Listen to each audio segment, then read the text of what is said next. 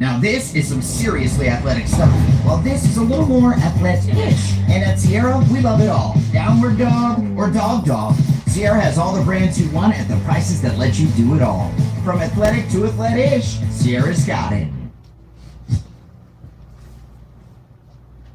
Scottish Chili La Mancha, light heat, big punch of lime.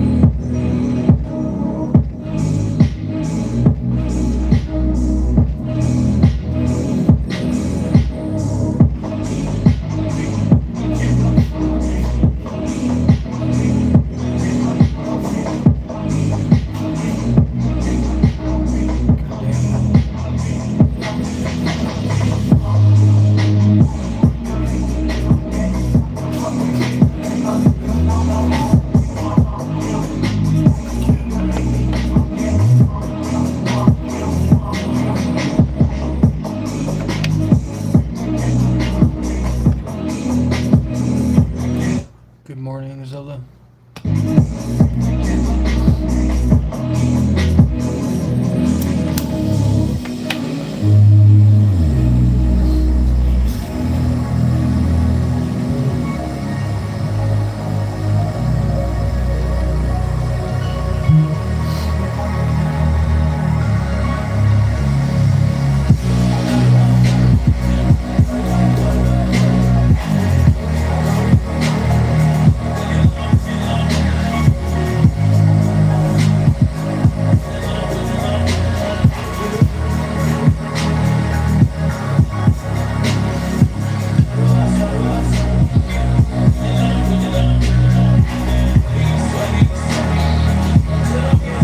It's like 1 p.m. for me.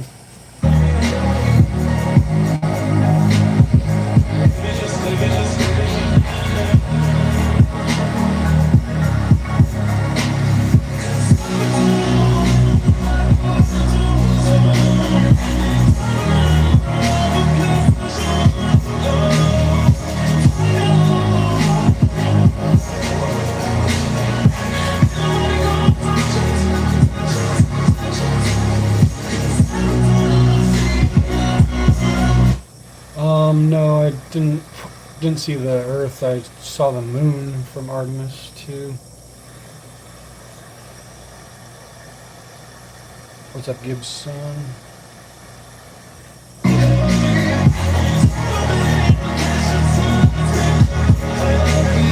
Yeah, I'll check out the Artemis images in a little bit.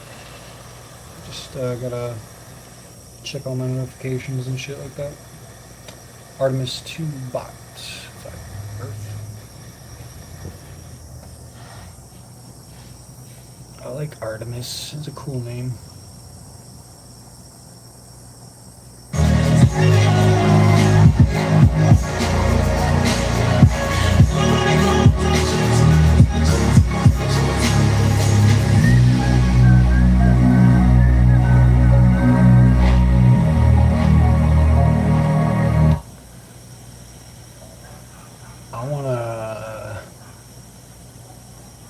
The Earth is big, that's all I know.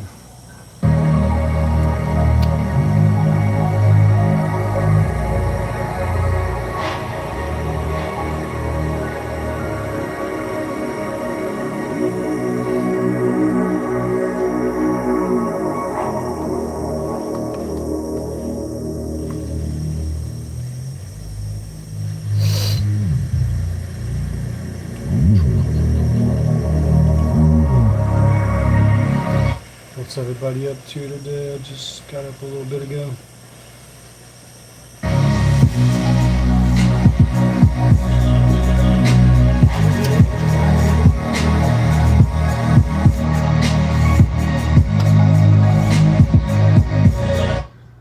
I'm pretty sure last time I may be wrong, but I think I'm not sure if the Earth is super round. I think it's more of like an oval. Let me check this. Is the Earth perfectly round, or is it more of like an oval? The Earth is an oblate spheroid, meaning it's a slightly flattened sphere rather than a perfect circle or a sharp oval. Because of its rotation, it bulges at the equator and is flatter at the poles. To put it in perspective, the equatorial diameter is about 43 kilometers wider than the pole-to-pole diameter. While this difference makes it technically an oval shape, 2D the variation tesseract? is so small, about 0.3%, that it would look like a perfect marble from space. Marble. Huh, what does that even mean? But if the Earth was an actual marble and you tried to roll it, what would happen? If you scaled the Earth down to the size of a marble, it would feel perfectly smooth and roll without any wobbling. Despite the equatorial bulge, the deviation is so tiny that your hand wouldn't even feel the oval shape. The tallest mountains and deepest oceans would feel like the grit on fine grit sandpaper, smoother than a standard bowling ball. It would roll just as straight as any high-quality glass marble you've ever used. That's cool, I guess.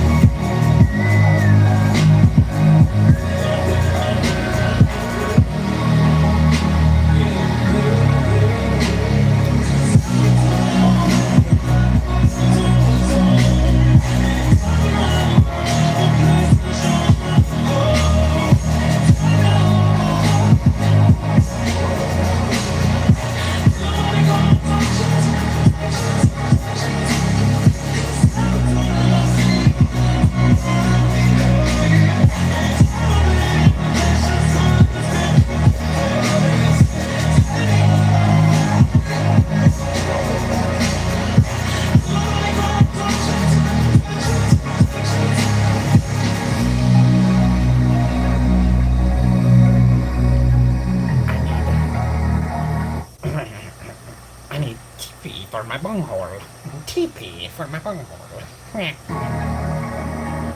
Adding a teen driver to your car insurance can send your rate through to Sunday. But at Lemonade, we choose not to freak out when we see a driver under the age of 25. Instead, we consider how much each person in your household. Cooksucker, motherfucker.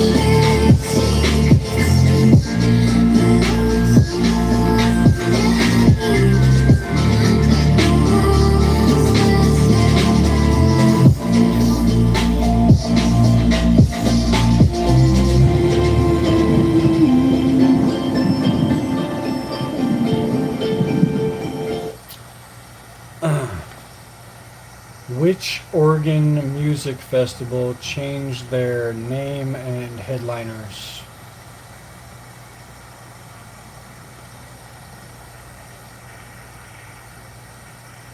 Farewell Festival in Redmond, Oregon, cancelled its 2026 event after previously hosting major headliners like Zach Bryan, Tyler Childers, and Sturgill Simpson.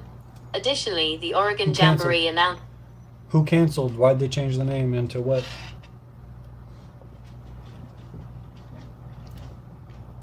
the Farewell Festival cancelled its 2026 event because its 3-year contract with the Deschutes County Fairgrounds ended and was not renewed. The organizers have not announced a name change. Instead, they deactivated their social media accounts, signaling the festival is likely finished for good. The Oregon Jamboree I read that a band dropped out. Paraluna. Treaty Oak Revival was the band whose fans caused a stir at Farewell Festival, throwing cans and disrupting the show. While this logistics and behavior headache likely contributed to the festival's end, the event didn't change its name. It officially announced it will not return in 2026 and deactivated its social media. Okay.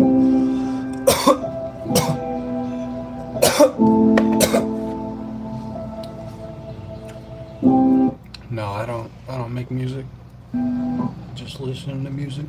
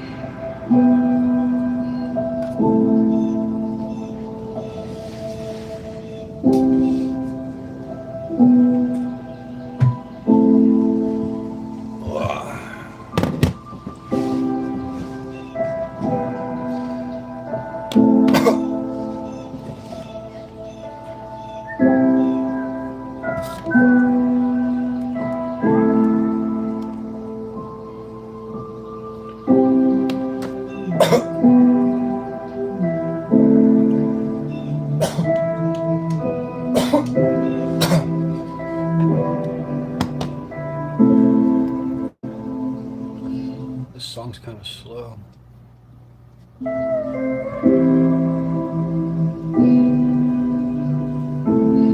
Jesus loves you too, man.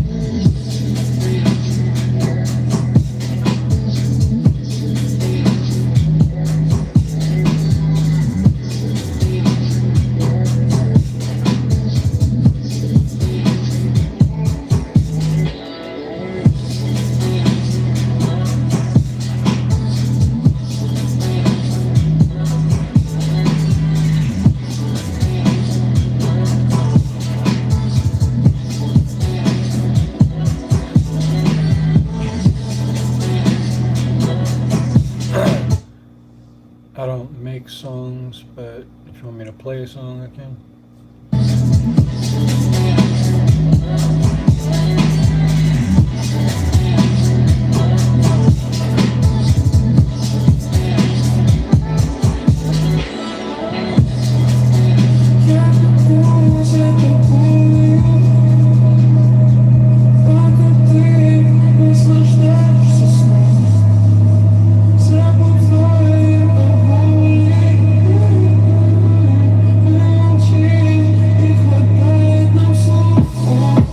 This isn't about produce. It's about what you produce with it. With shit, no order is ordinary. What you want to do is save hundreds when Liberty Mutual customizes your car insurance. That's great, but can you ask your friend to stop digging into the green? I can ask, but he's not going to. Only pay for what you need. Liberty, liberty, liberty, liberty. Crazy barber.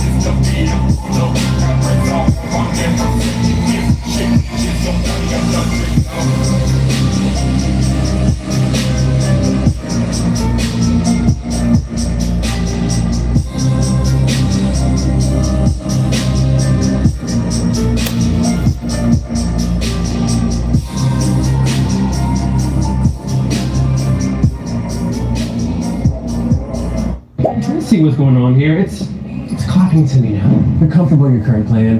It makes sense. You're familiar with it. You may be overpaying, but no one's really giving you an offer where it's like, okay, bet.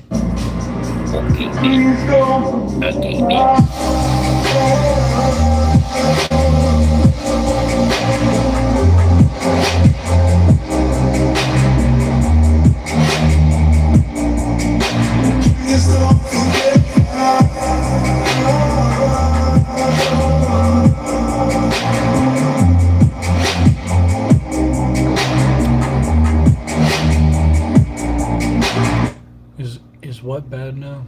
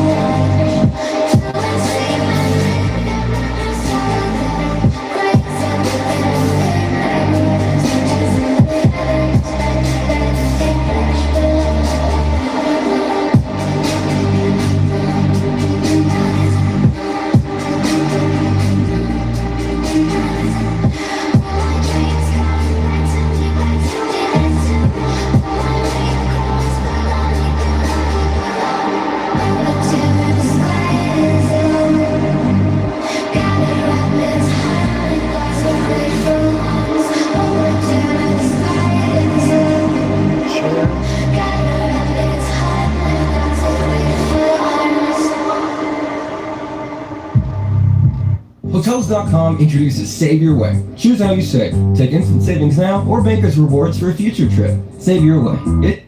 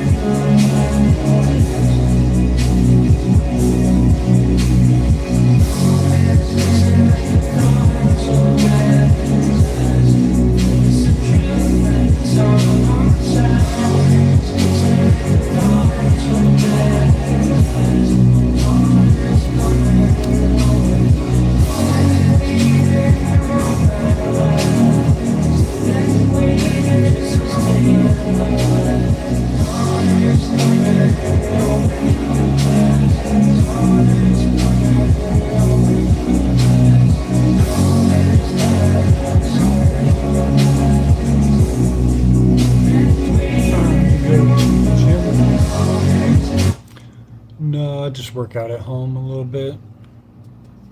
Haven't done my exercise today yet, though.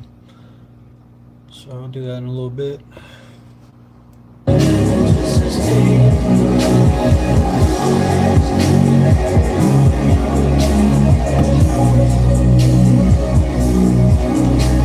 For real, I need to get some food, though, too, because I got nothing to eat in my house right now.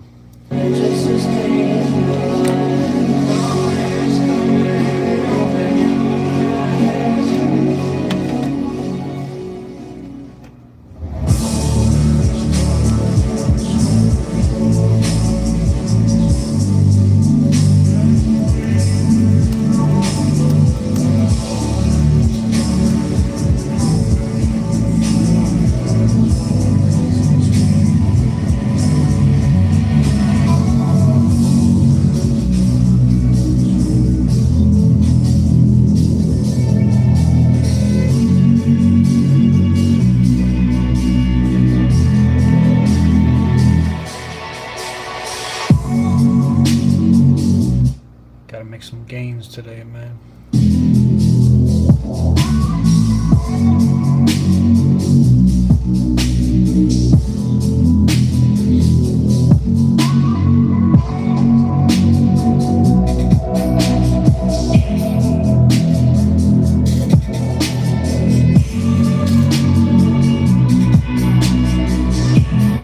I had Chipotle for dinner last night, so I loaded up on a bunch of good vegetables and protein and all that. Chipotle is like my favorite place right now. Their food's good.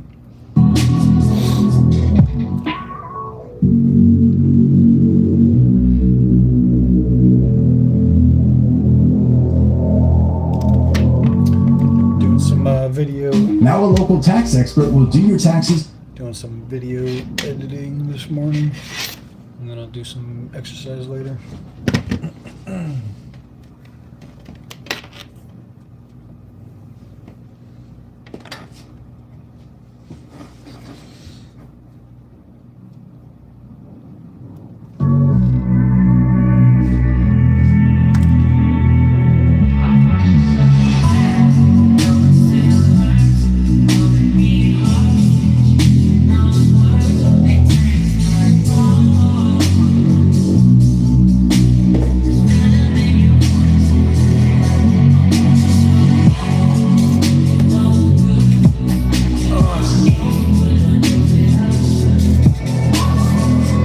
Bless you, Titus.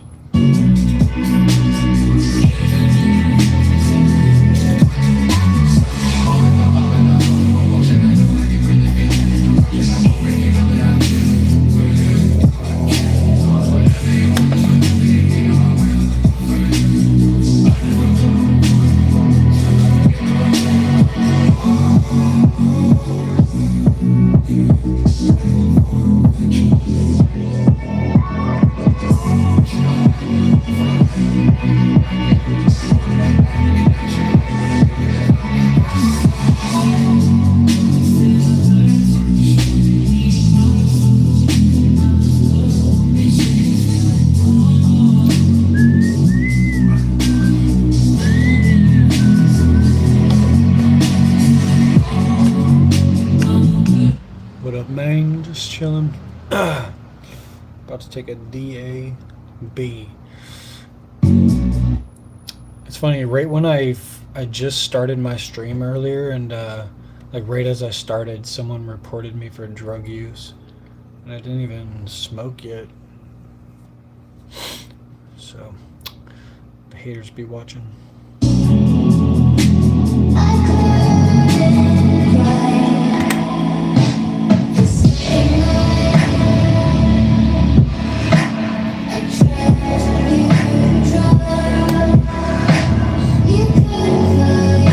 What's for dinner?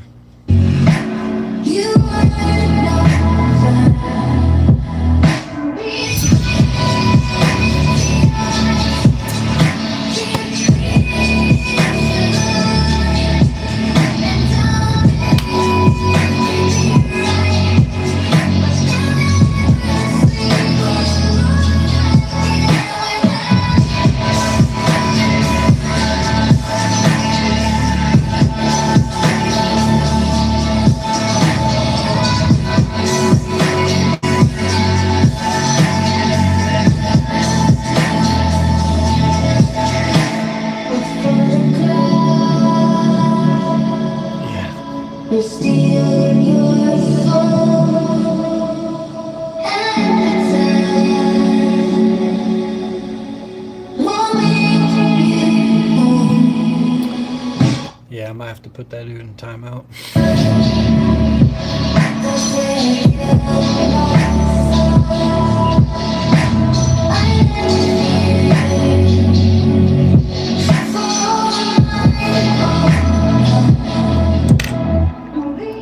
I'm not that type of, you know, I don't like putting kids in timeout, but sometimes it's a way to learn, it's a way to teach them.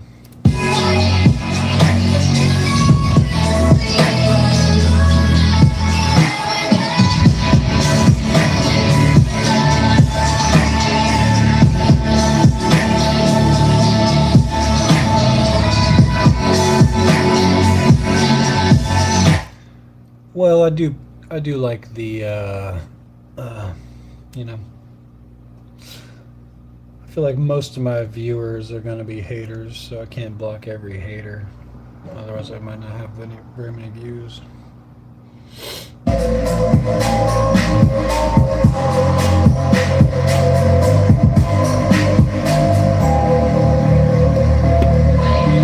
I've actually seen that on like on Meet Me, another live streaming app.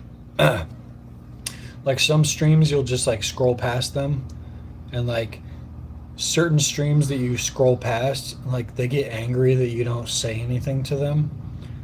They don't like it when you just scroll past. So they'll just block you for not saying anything. And a lot of those people kind of limit themselves, blocking anyone who doesn't say anything or something like that. And other examples, like sometimes it's smart to not say anything at all in some people's streams, because some people are so sensitive, like, you know,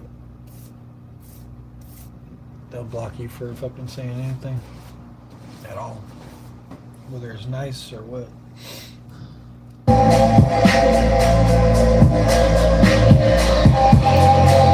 But I guess Mimi is a little different than YouTube streaming.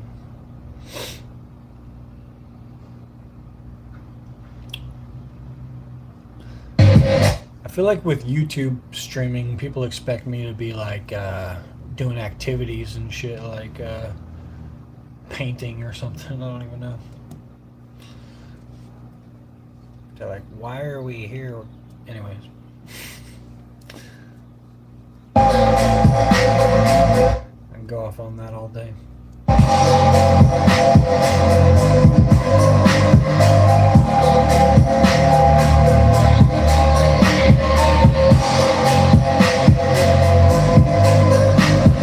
Yeah, I don't like any of those gimmicks. Like, a lot of people will just like, they'll be like,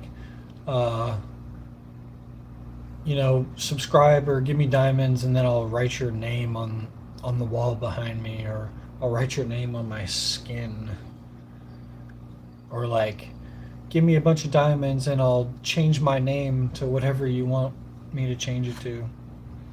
Weird ass gimmicks, man. I don't know how they come up with this shit. OOW guys broke up and have moved on. Yeah, it's probably for the best.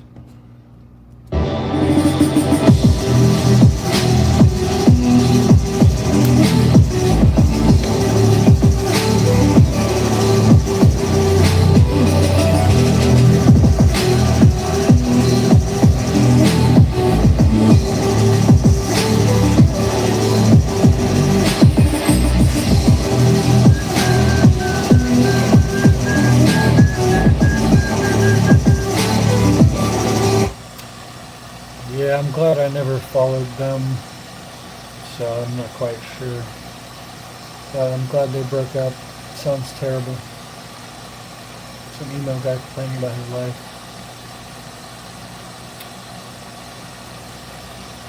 Should I tell you my fantasy? Yeah, go for it.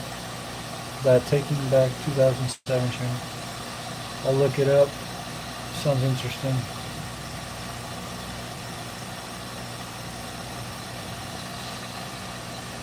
Taking Back 2007.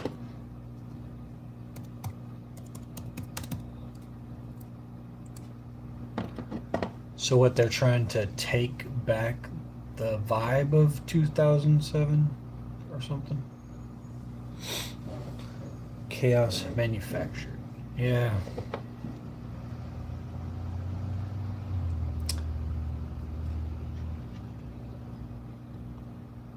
Huh. Yeah, I'm not subscribed to them.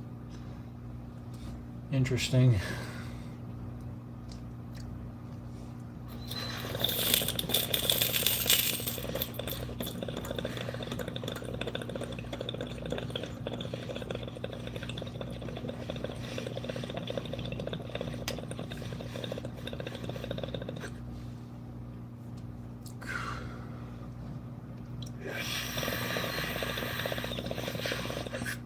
This guy on this Taking Back 2007 channel, he looks like my neighbor growing up.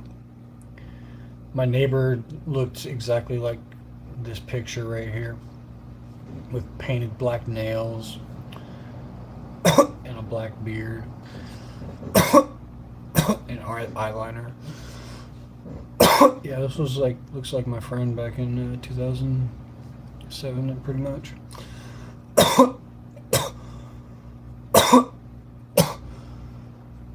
Yeah.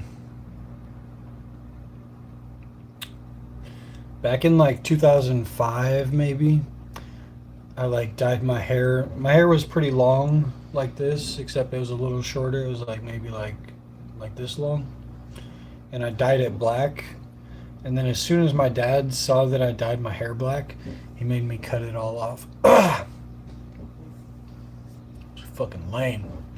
My dad wouldn't let me be emo like the rest of the gay kids. Fuck you, Dad. You ruined my childhood. Now look where I am. I couldn't be emo with all the other kids.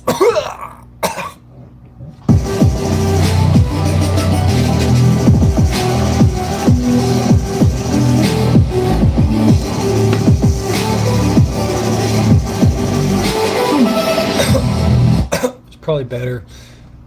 Like, I remember wearing tight pants. And some kids that I was kind of friends with, they would be like, "You're cool, but I don't like your tight pants." And then I would say something like, "I don't like your baggy pants," because their baggy pants were like way too baggy. So it was a lot of shit like that going on as kids. But I did used to like tight pants, and now they're like uncomfortable to me. Hell yeah, David. I ain't have no goth boy.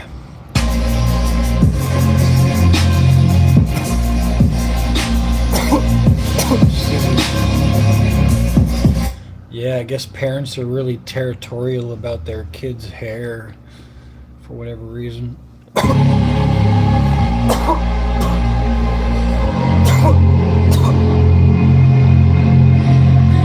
I remember I was afraid to fall asleep because like I was afraid that they would do something to my hair.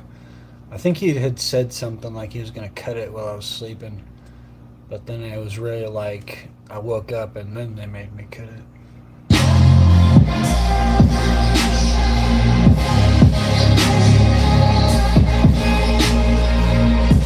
My friend used to have a mohawk too, and his girlfriend would put like food coloring into Elmer's glue, and that's what they would use to put up his mohawk all the time. I don't know if other people did that, but that's what he did for sure. Fucking food dye and Elmer's glue. And it was actually kind of cool. He did a bunch of different colors, like, but whatever. I used to think mohawks were okay. It would be kind of cringe if they tried to bring back mohawks, though, nowadays.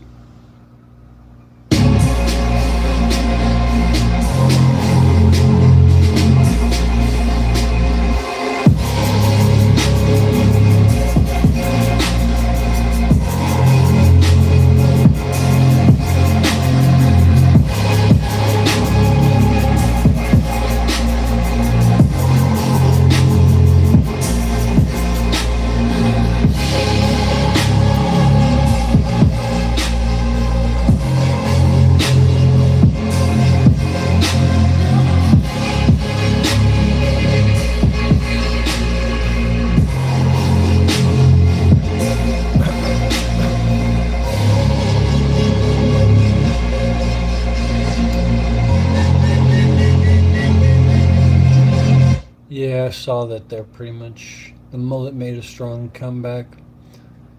It might have been, I feel like Theo Vaughn might have led the charge on the mullet revival.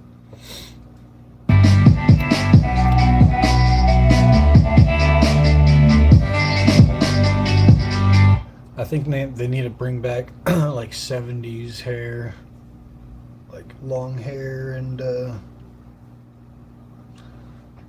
cool hairstyles like that.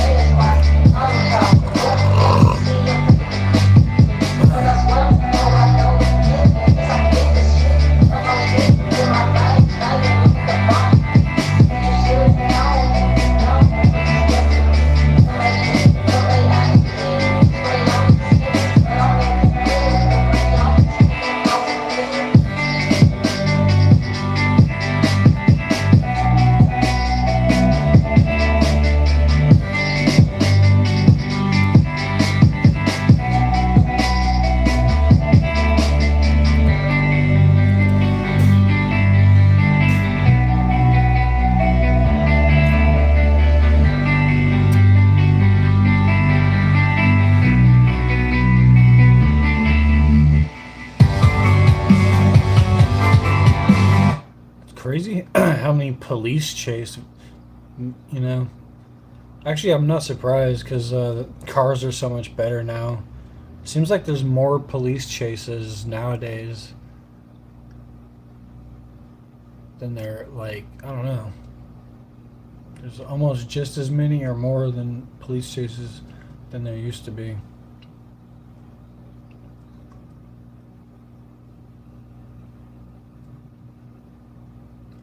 Except now they probably don't get as much coverage, like national coverage, because it happens so often. More unhinged everything. Yeah. That's why I don't feel so crazy when I sit inside all day. Because crazy ass shit be going on outside all the time. Just the other day, not that far from me, just over there by the waterfront, someone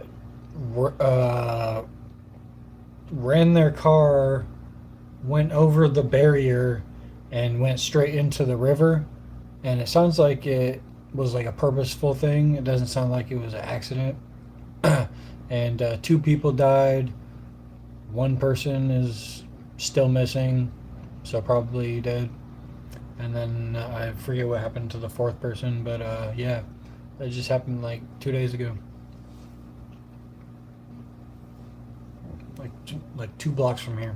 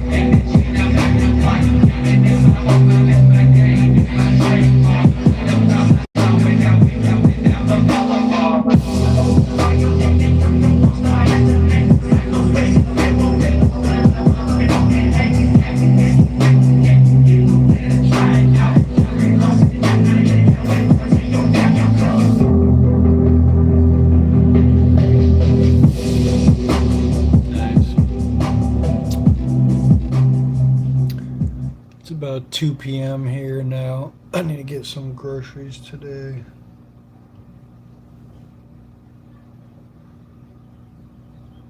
I should check my bank account.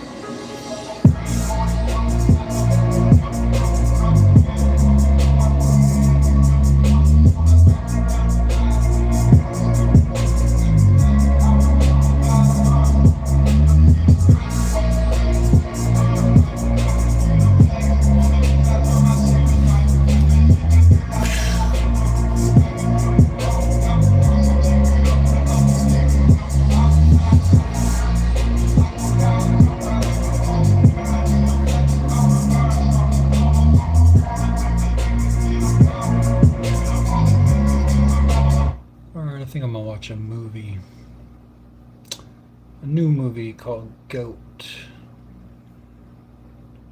An animated movie.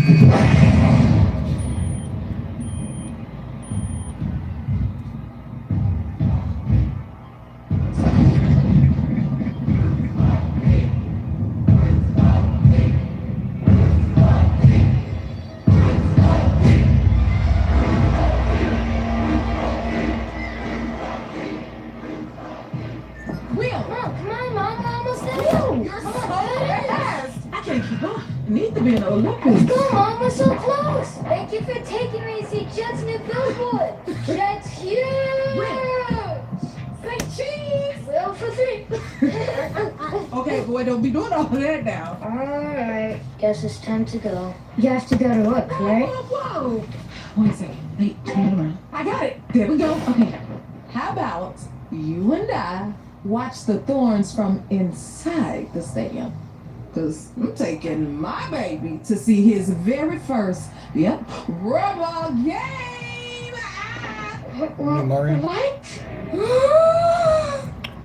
I almost watched that last night, but the quality was, it was like theater quality, filmed.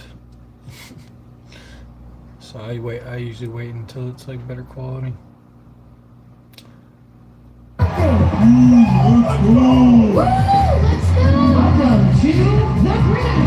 The audio from this movie might get me in trouble though, so I don't even know if I should watch this right now.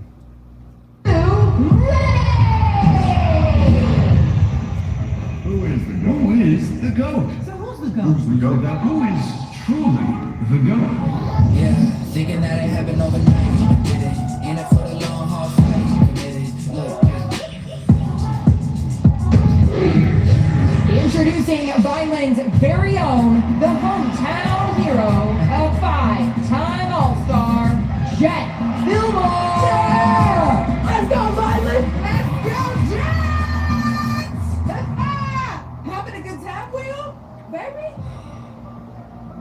Jet. That's gonna be me, Mom.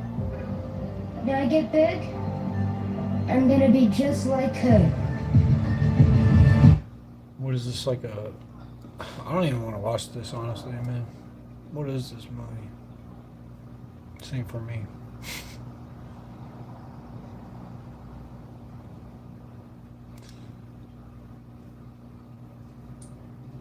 I thought it was for me, but it's not.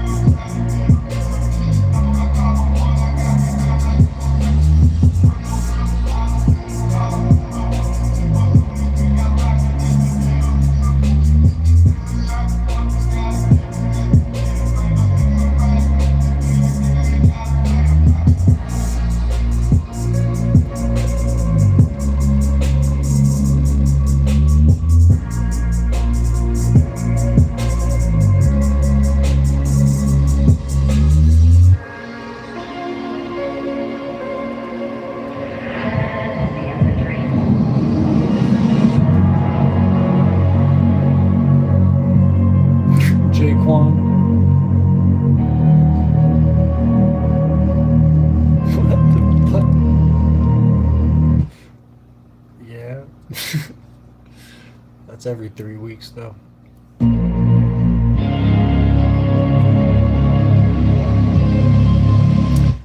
And then little Offset got caught by a stray last night too. They're all getting hit.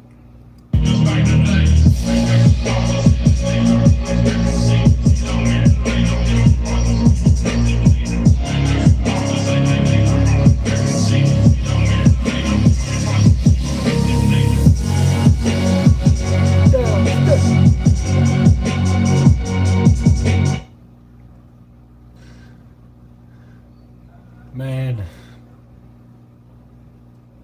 shit's wild. Motherfuckers need Jesus.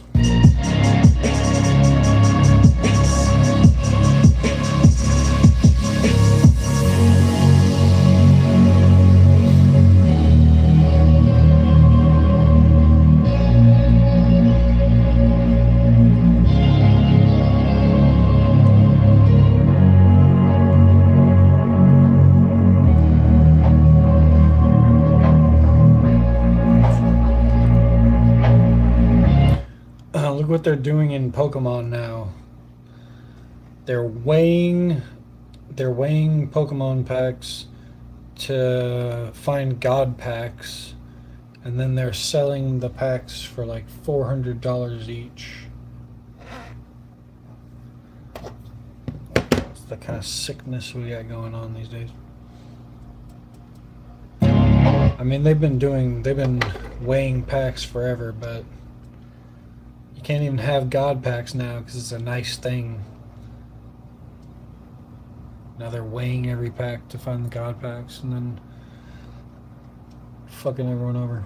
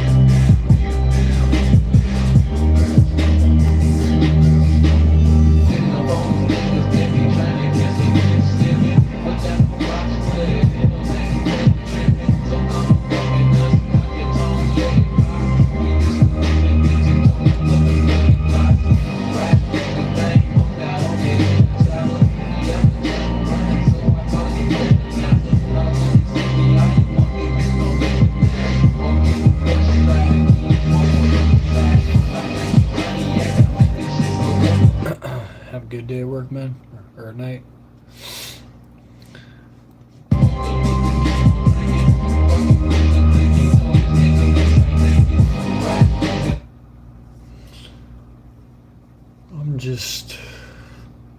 I really need to go to the grocery store. I just hate going there.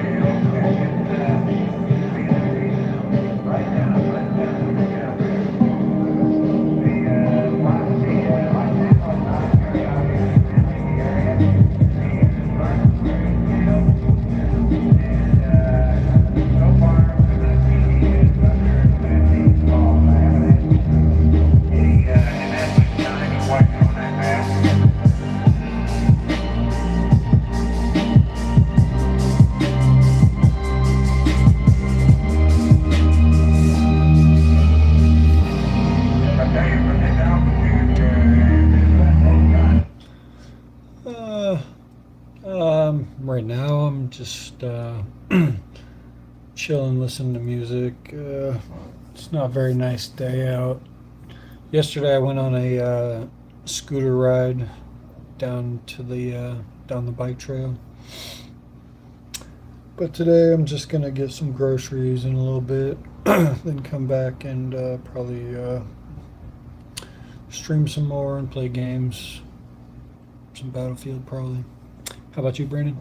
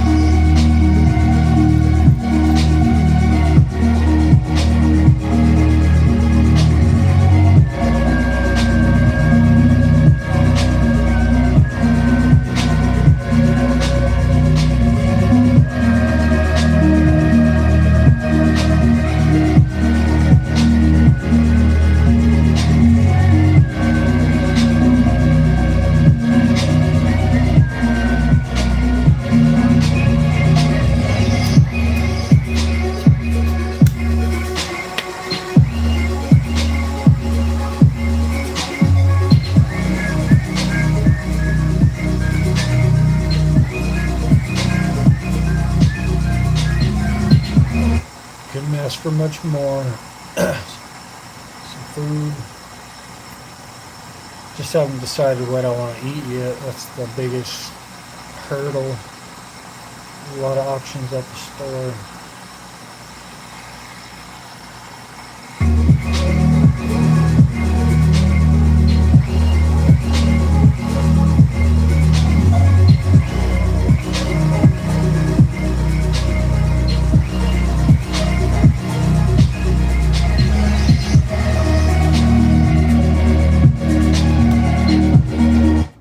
Still got something in my eye because I was on the scooter ride yesterday and I got something in like both my eyes. It's still bothering me. Tacos. Actually, I've been meaning to make spaghetti, so I could do that. Buy a bunch of spaghetti material.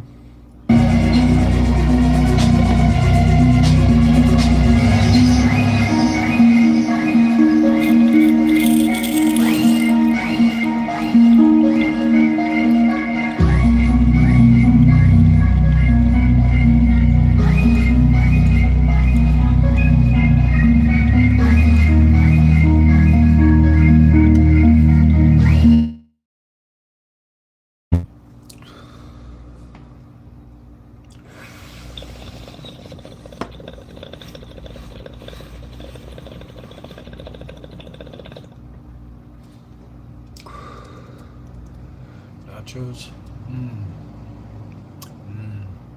Yeah. Can't forget the garlic bread. That's a must.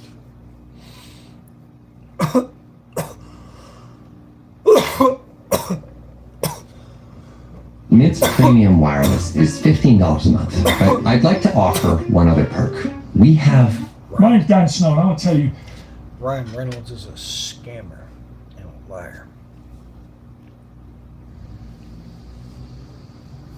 Mint Mobile is not $15 a month. Flat out.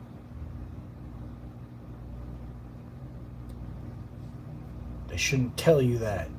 They should tell you it's $15 a month if you buy the year-long plan. Buffalo wings. I do love those. But I eat a lot of chicken. Honestly, chicken's like the main thing I eat.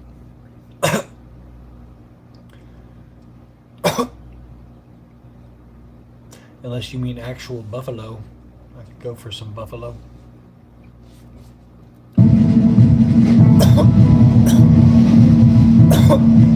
June the 6th, 1944, one of the major turning points in contemporary history.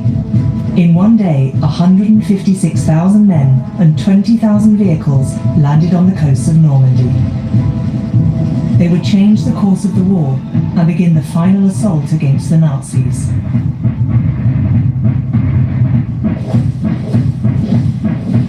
But in order for the picture picture to really be complete, you would have to add to this immense armada a brain. And not just any brain. A brain brimming with abstract speculations and imaginary machines, in which you'd search in vain to find any strategic or military ideas. The owner of this brain... Nachos sound good to me because it's beef, and that'd be a little different. It's been a minute since I had some nacho. Ooh, pork chops are really good. Name was a very abstract branch of mathematics, logic. I love pork chops because you don't even need pork chops taste good even without like any sauce. Abstract things have impacted history, sir. Kind of like steak. Most steaks. It was so poorly rewarded. Convicted as a homosexual, Turing was subjected to chemical castration and died at age 43, under conditions that have yet to be elucidated. Jack Copeland has dedicated much of his career to this extraordinary person. Turing contributed to a remarkable number of diverse fields during his life. He was mathematical logician, turned code breaker, turned computer pioneer, turned artificial intelligence pioneer, turned mathematical biologist. There are very few other... You just reminded me, I actually have a whole bag of potatoes. So yeah, I need to get some butter, like sour cream, and some other stuff for potatoes. And that'll go good with whatever else I get. Maybe I'll look at the pork chops, see how I'm feeling. The strange machines imagined or inspired by Alan Turing are the basis for all computers today. And they played a capital role in the victory against Nazism. How then can this story be told? Let's begin it with a beach. A beach on the Atlantic coast where, without Alan Turing, nothing might have happened on the morning of June the 6th, 1944.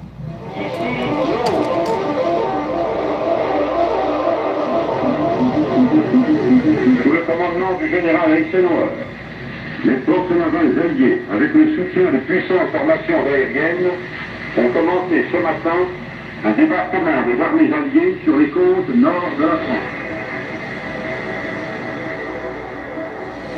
Due to the quantity of naval, land and air forces deployed, D-Day was the greatest combined action of all time.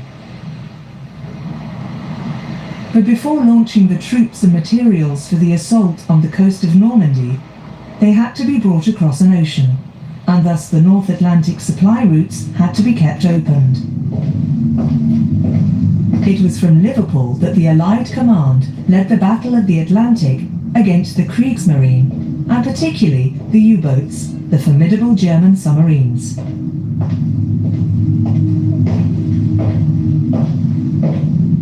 This is the headquarters of Commander-in-Chief Western Approaches in Derby House in Liverpool. It is here where the Battle of the Atlantic was fought on a daily and nightly basis from 1941 until the end of the Battle of the Atlantic in May 1945. The battlefield was the North Atlantic, 50 million square kilometers. The stakes were to keep the shipping routes open, to allow merchant ships to cross despite the German subs. People have concentrated on the 6th of June, and indeed it was a considerable achievement, landing approximately 100,000 troops on one day in 1944. But to give you some idea, by the end of that month, by the end of June 1944, there were 1 million troops on the ground in Northwest Europe. In addition to that, all these troops had to carry with them sufficient ammunition, fuel, food, and all these things, all these supportive things, have all got to be in position in Britain, broadly speaking, by the beginning of June 1944. And that is where the Battle of the Atlantic comes in, because the only way that almost everything can come is by sea.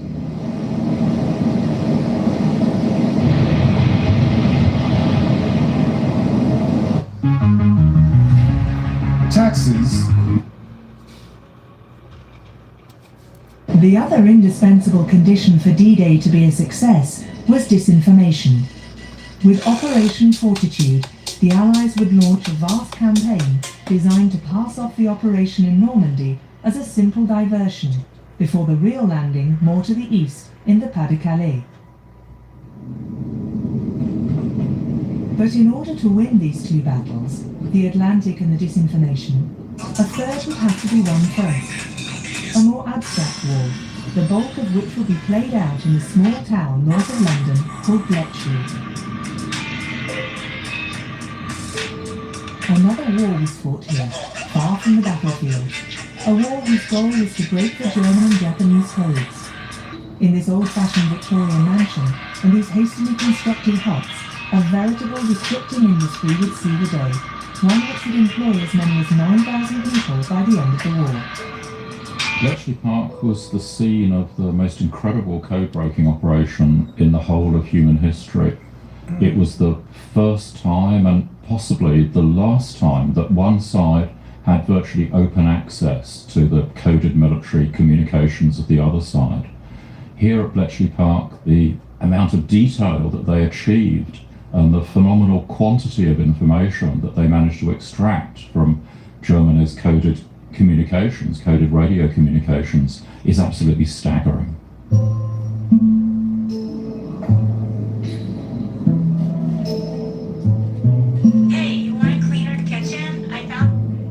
Today, Bletchley Park has become a museum dedicated to the Code War, to its machines, and to its heroes. You can see the traces of Alan Turing everywhere. From his old office, to his stuffed bear, and also his statue.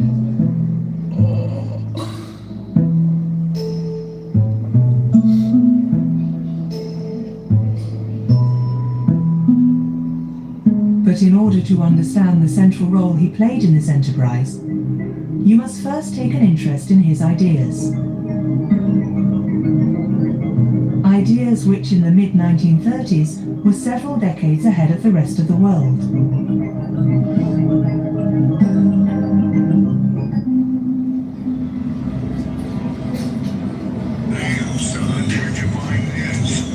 Here we are in Cambridge, one of England's major university towns. This is where Turing studied, right here at King's College. At the start of the 30s, Turing was just a student here.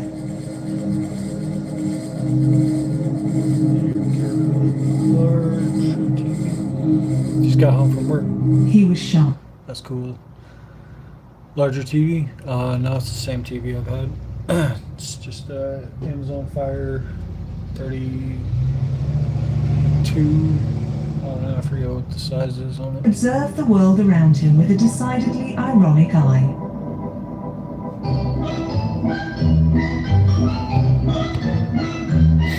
I think of people as pink-colored collections of sense data.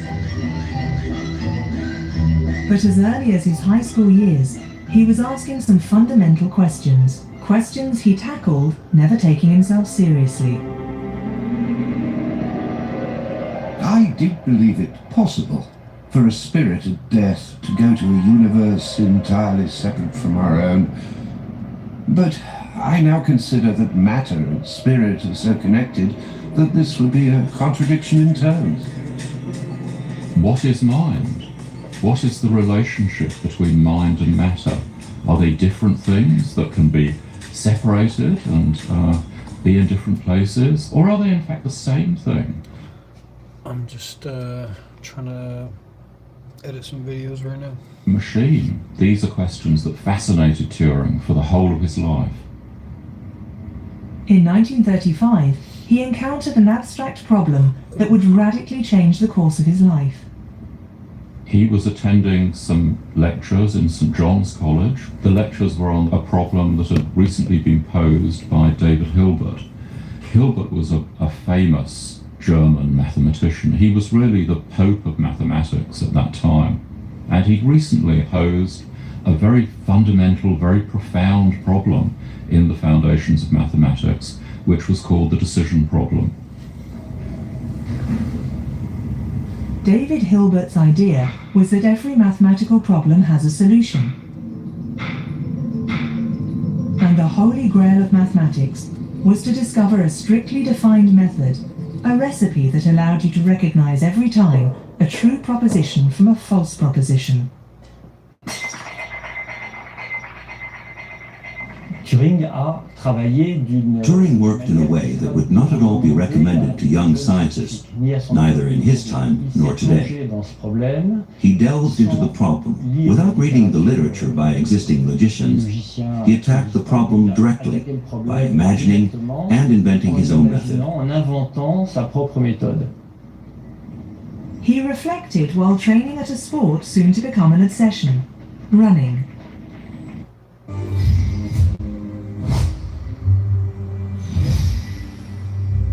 Choose your role in this game.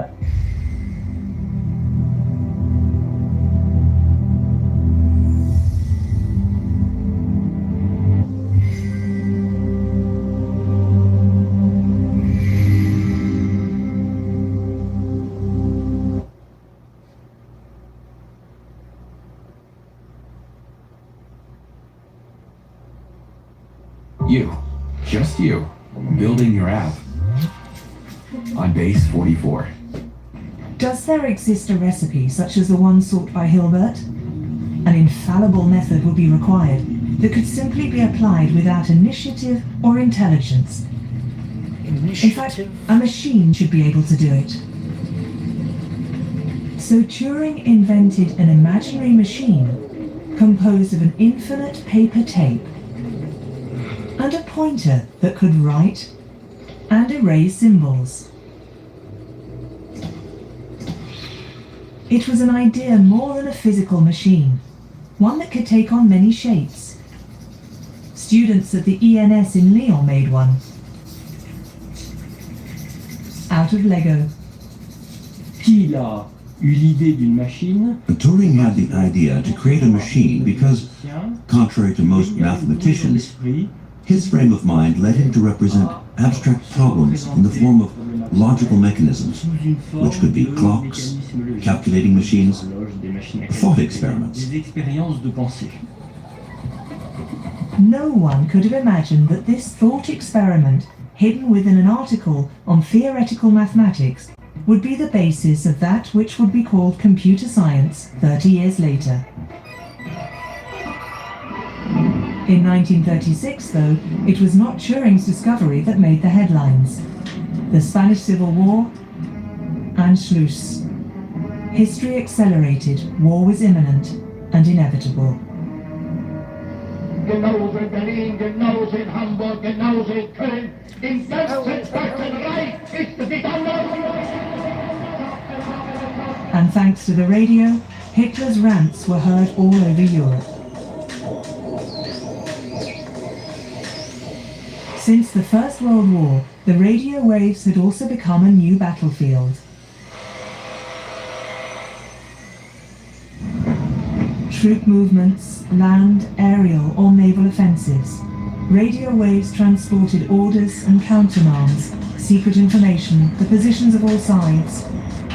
Using radio at any time and in wartime exposes you to interception by enemies. One way of trying to solve this problem is to use encryption, is to code up those messages. By well before the outbreak of war, the English coast was scattered with interception stations, where hundreds of female army auxiliaries permanently listed. What's up, Mr. Puzzled? How's it going? Described the messages intercepted in Morse code. Incomprehensible messages, since they were coded. As far as codes are concerned, the Germans had developed what they considered the ultimate weapon. They replaced the old methods with a machine. A machine named Enigma that could be configured in 1,000 million different ways. To break just one of its messages by brute force, one of today's computers would have to run for an entire year.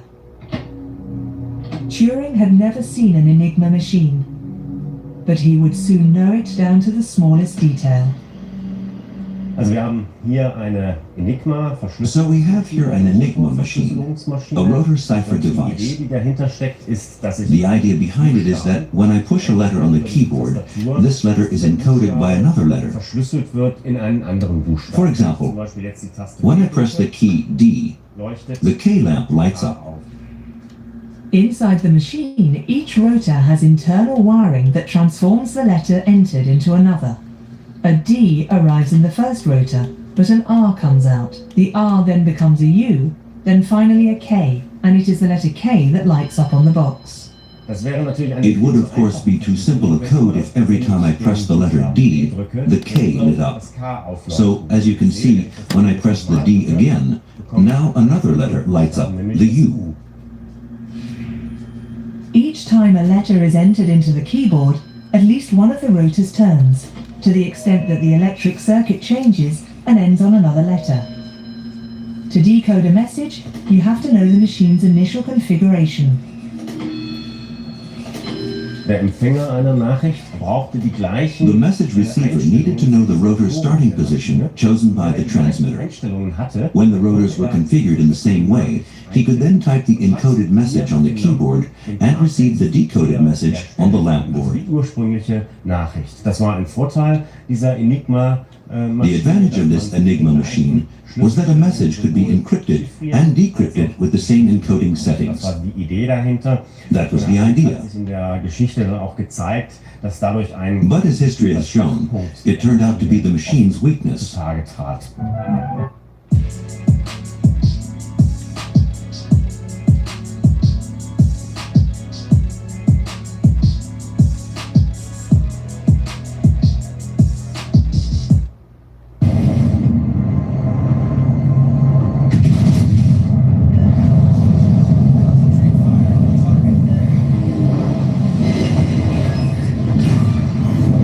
Enemy battleship sunk.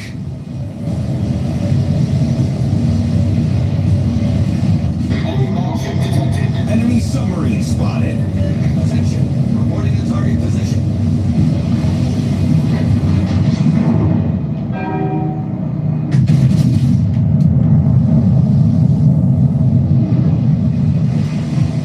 Enemy heavily damaged.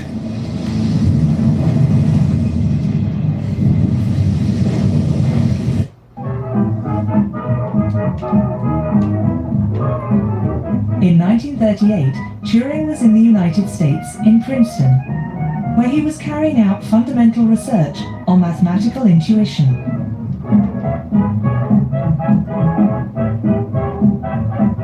He traveled, discovered Washington, New York, and began to take an interest in cryptography, the art of encoding and decoding. In it, he found a sort of hobby that gave him a rest from serious mathematics, inventing secret codes. One of them is pretty well impossible to decode without the key and very quick to encode. I expect I could sell them to HM government for quite a substantial sum, but I'm rather doubtful about the morality of such things. On September the 1st, 1939, the Nazi army smashed into Poland.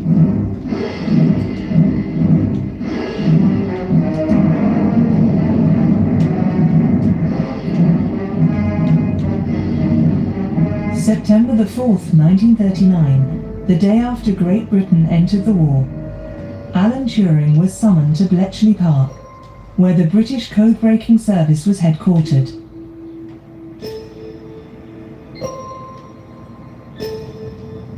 He discovered an atypical establishment where military discipline had to adapt to very peculiar recruits. So at the moment we're in the library of Bletchley Park Mansion, and the mansion is very much the same as it would have been when Turing arrived here on the first full day of the war. The atmosphere here at the beginning must have been quite strange. One of the code breakers described it as rather prim and rather like the first day at an English public school. About 30 people have been recruited. Archaeologists, linguists, chess champions, there are even crossword fans. And only 2 mathematicians. which would suggest the British authorities still saw codes as more of a literary than a mathematical problem. It's hard to imagine the sorts of people that were employed here and who thrived in the Bletchley Park environment, even being employed in a secret organisation in Germany. Here, of course, there were homosexuals, there were Jews, there were anarchists, there were free thinkers, and their talents combined in this unholy, ungoverned, brilliant crucible of code breaking that there was here at Bletchley Park. But even in this small world of cryptologists, Turing did not go unnoticed. He despised social norms that he intended to sift through rationality. If he wore a gas mask in the summer, it was not due to a chemical alert, but because he was fighting hay fever.